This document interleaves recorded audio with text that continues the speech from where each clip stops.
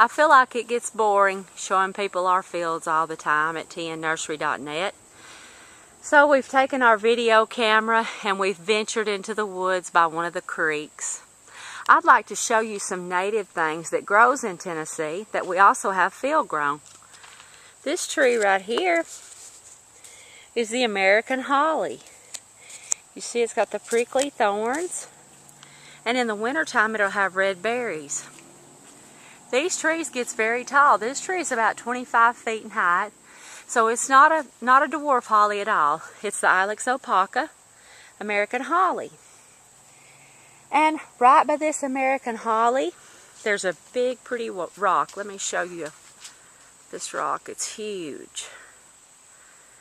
There's a lot of native plants growing around it. There's the Ilex opaca. Down below it, you see a nice patch of New York ferns. We sell New York ferns too at tnnursery.net. They're shade lovers. And then beyond that, you see the cucumber magnolia with the big leaves.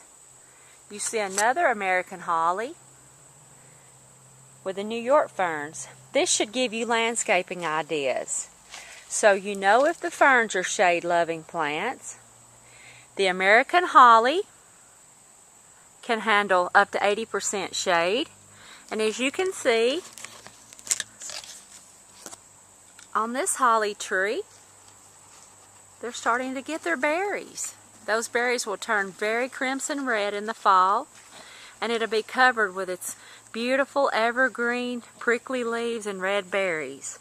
So a good combination for your landscape job would be the New York fern, the American holly tree with the cucumber magnolia. You would be getting an evergreen, you would be getting a shade tree, and you would also be getting some ground cover ferns for your shady areas. Always go back to the native habitat when you're landscaping. The native habitat means where does this place originate, what soil conditions does it grow best in, and what type of care do I need to do with it. So if you choose native trees and plants, you're going to have the very least in upkeer for them. Very little care, very little fertilize, and one plant complements the other usually in the native wild. Go to tnnursery.net and place your orders.